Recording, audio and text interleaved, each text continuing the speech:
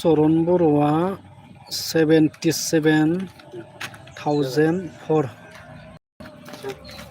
Soron Boroa tamam आवगायनानै दं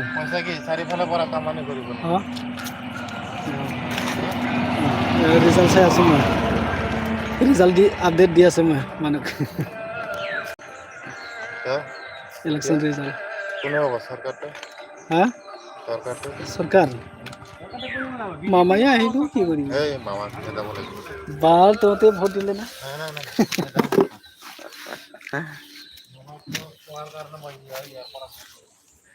ए আমি কিন্তু দিয়া নাই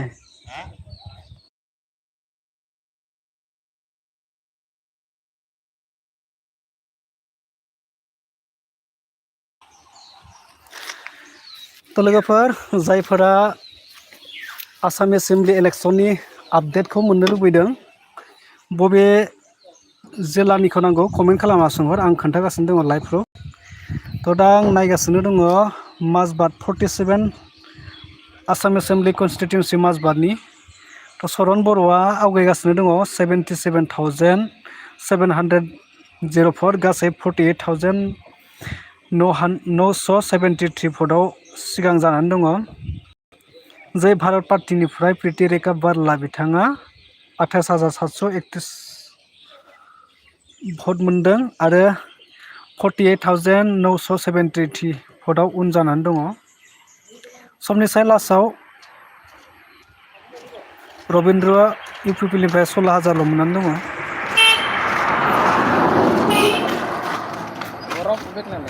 बरफ नाय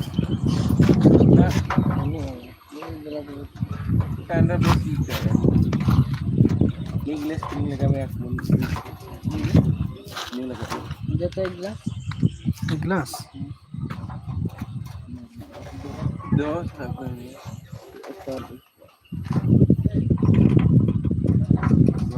mesin bola ini bola bang kena mesin bola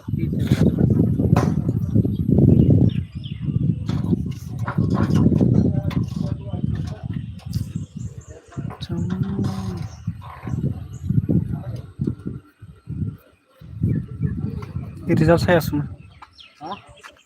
result सायासोमोन এতিয়া দিব আজি দি আছে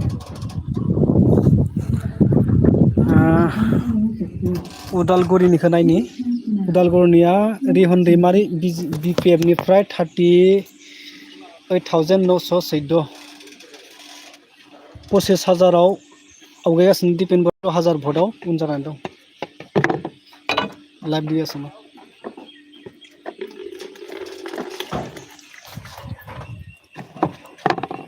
सयथा चार्ज करছি ইউটিউব চার্জ করা না আমি চার্জ হতে কারেন্ট নাই কিমান কিমান খাবো 10 টাকা দিয়ে মাত্র মই অকলে খাম আর এনতে নাই দিয়ে নিকা হে 20 টাকা নাই দিও তো বেলা বরফ থেকে না বরফ খাবি বেশি বরফ খাবো খালে কেতিয়াবা অরিজিনাল বস্তু খাবো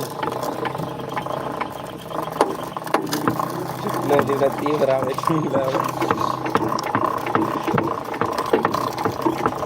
कैसा से 10 টাকা 20 টাকা दे 20 টাকা दे 20 টাকা दे ना बरा होगा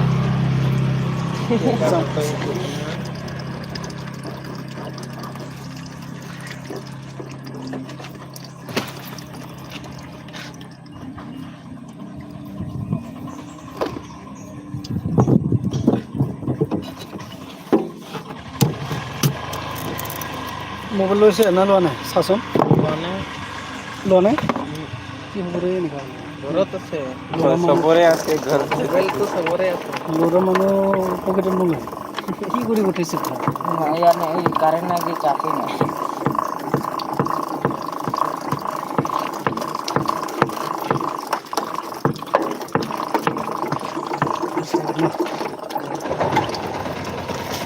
नहीं लगाएंगे का ना हुईला आर विदा दिली भरा है या बचाई ना सब बस की बोली फोटो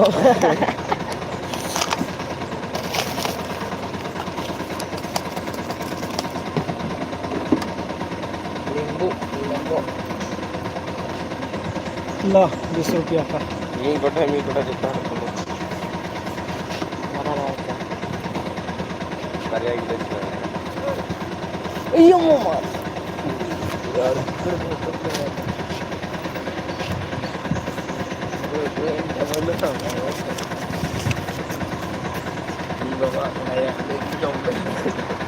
cuman disla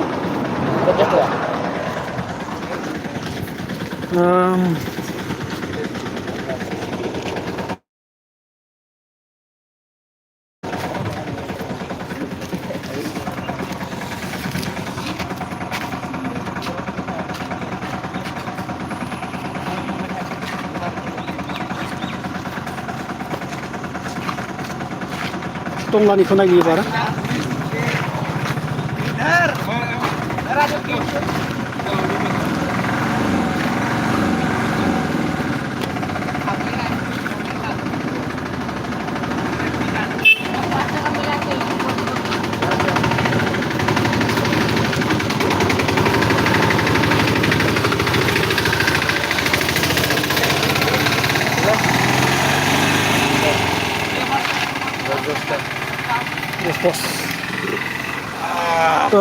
टंलानिखौ नायदों टंलायाव दा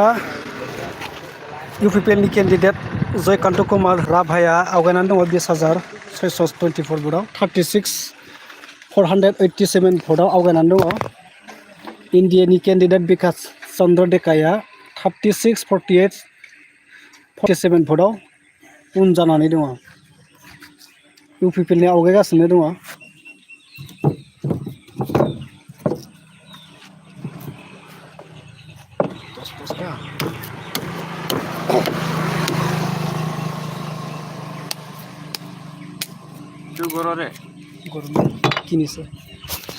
टंला समष्टिनि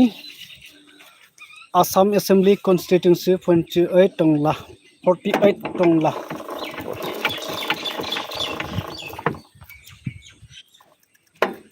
जयंत कुमार राभा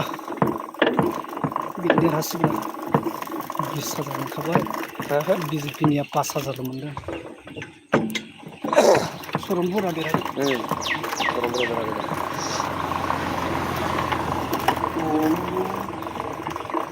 सर्च करसन के मरसन ओए नेता सुन सर्च कर यूट्यूबर दे नेते नहीं ये ना आला फोन क्यों नेट ना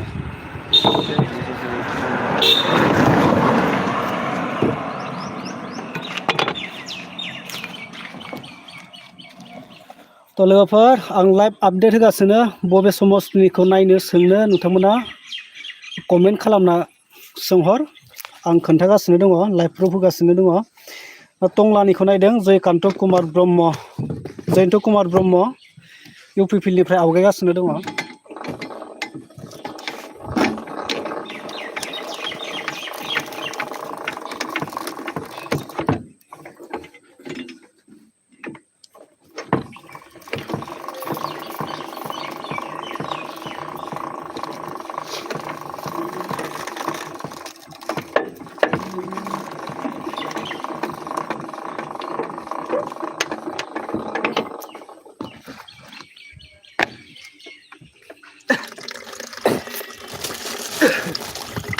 टंला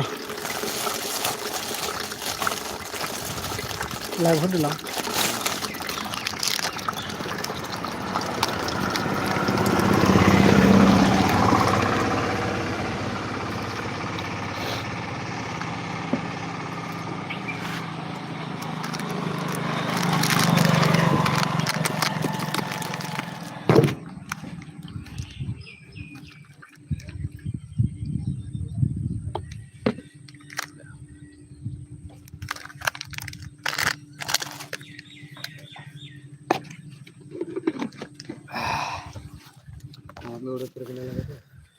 टंला टंलानिखौ नायनो एसे रहित पारगा इंडिया कंग्रेसनिफ्राय रहित पारिगा बिथाङा 2,212 भोटआव आवगायगासिनो इउपिपिएलनिफ्राय जयंत कुमार राभाया 624 भटआव आवगायगासिनो दङ गासै 36,487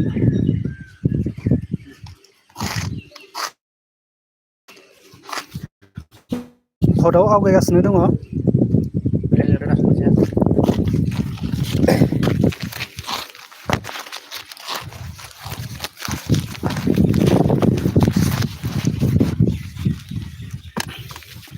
जायफोरा आसाम एसेम्बलि इलेक्शननि रिजाल्टखौ लाइभ प्रुफ नायनो लुबैदों नोंथांमोना कमेन्ट खालामनानै सोंहर आं खोन्थाहरगासिनो दङ फारि फारि थ' आं दा नायनि अबेखौ नायनि टंलाखौ नायबाय उदालगुरिखौ नायफिननि दं उदालगुरियाव 38,914 रेहन दैमारिया 13,047 भटआव दासिमबो आवगायनानै दंबाय थायो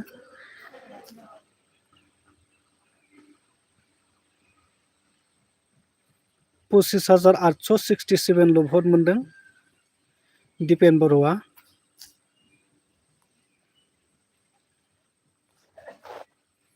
गासै 8था राउन्ड थांबाय 15 राउन्ड जागोन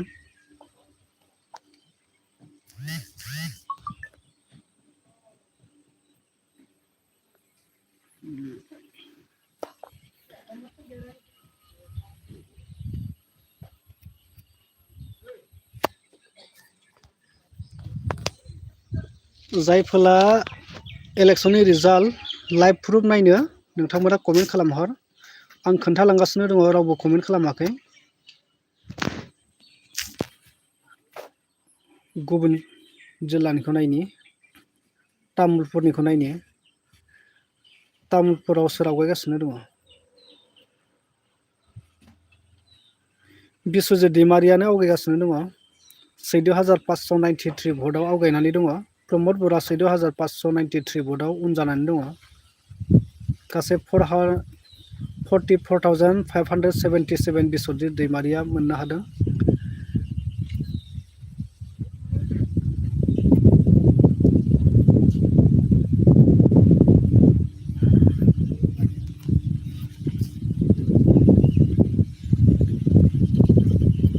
तामुलपुरनि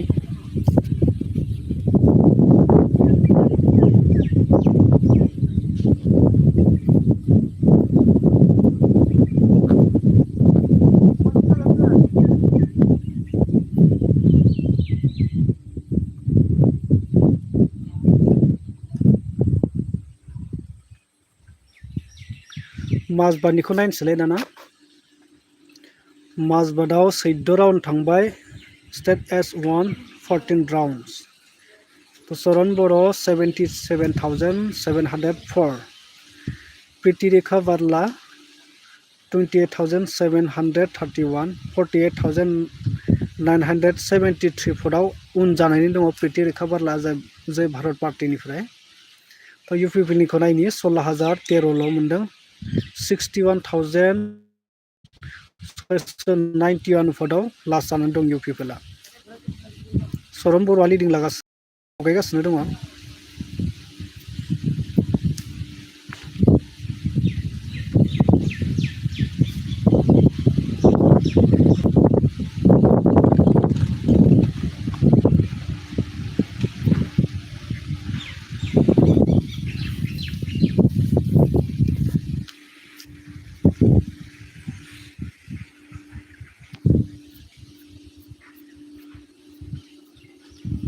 बाक्सानिखौ नायनि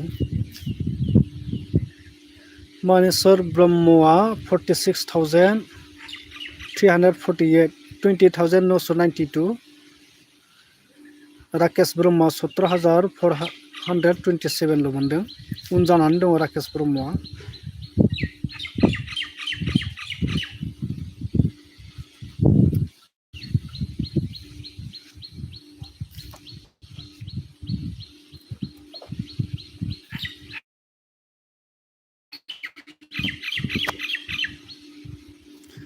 कमेन्ट खालामनानै सोंहर लोगोफोर जायफोरा लाइभ प्रुफ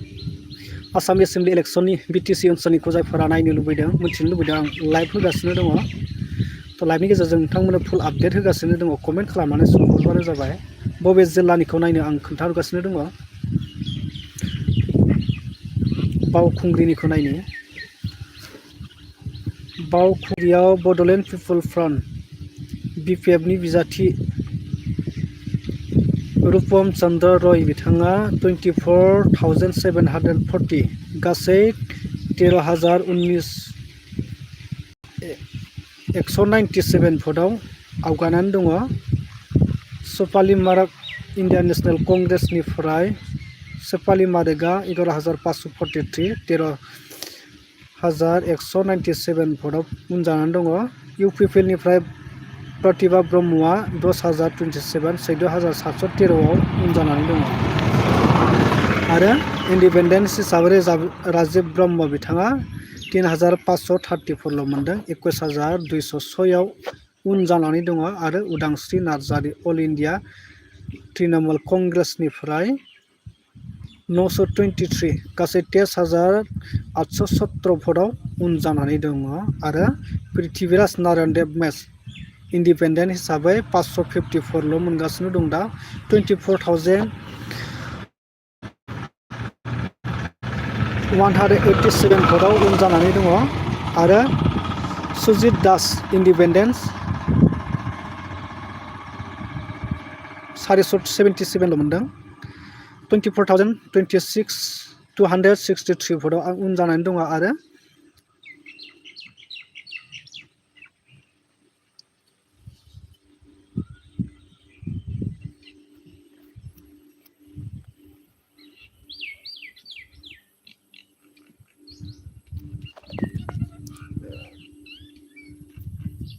जायफोरा live proof Assam assembly election BTC ओनसोलनिखौ नायनो लुबैदों बबे जिल्लानिखौ नायनो नोंथांमोना कमेन्ट खालामनानै खोन्थाहर आं कमेन्ट सोंहरब्लानो आं लाइभ प्रुफ होगासिनो दङ नोंथांमोना नुगासिनो दङ।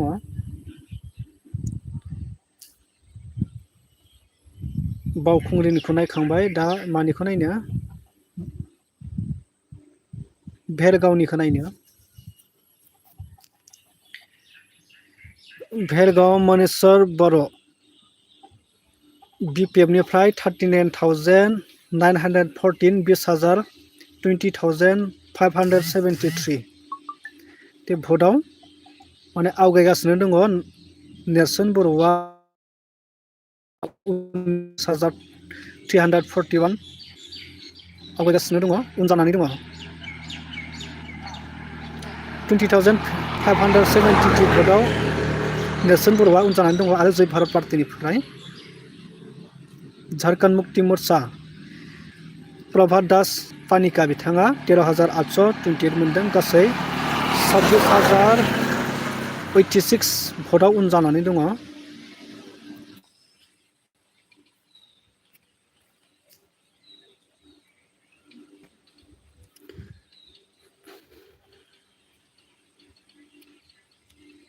मानिमोन बियो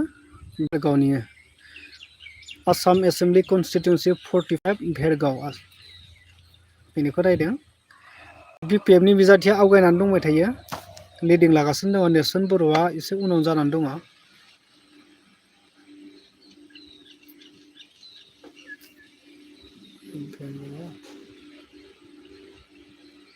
बिजनीनिखौ नायनो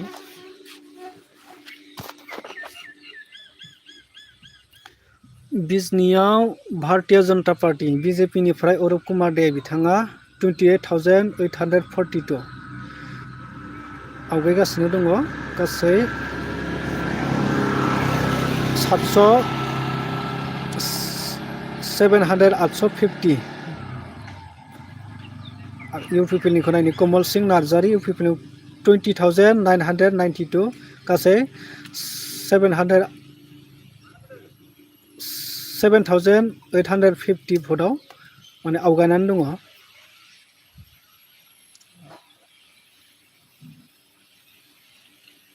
कंग्रेसआ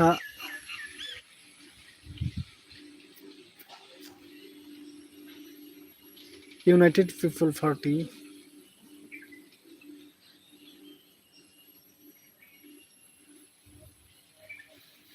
बिजनीआव कमल सिंह नार्जारि UPPनिफ्राय 20,992 गासै 7,850 भटआव आवगायनानै दङ आरो BJP निफ्राय 7,850 आव अरुण कुमार दे बिथाङा उन जानानै दङ।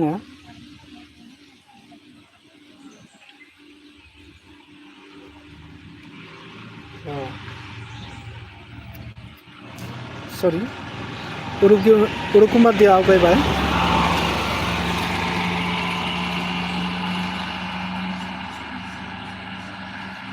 अरुण कुमार दे आवगायबाय गासै 28,842 भट अरुण कुमार दे आरो 20,900 कमल सिंह नार्जारिया उन जानानै थांलायबाय। 7,850 भटआव Kamal Singh Narzary U P P L नि केन्डिडेटआ उन जादों, उन जालायबाय।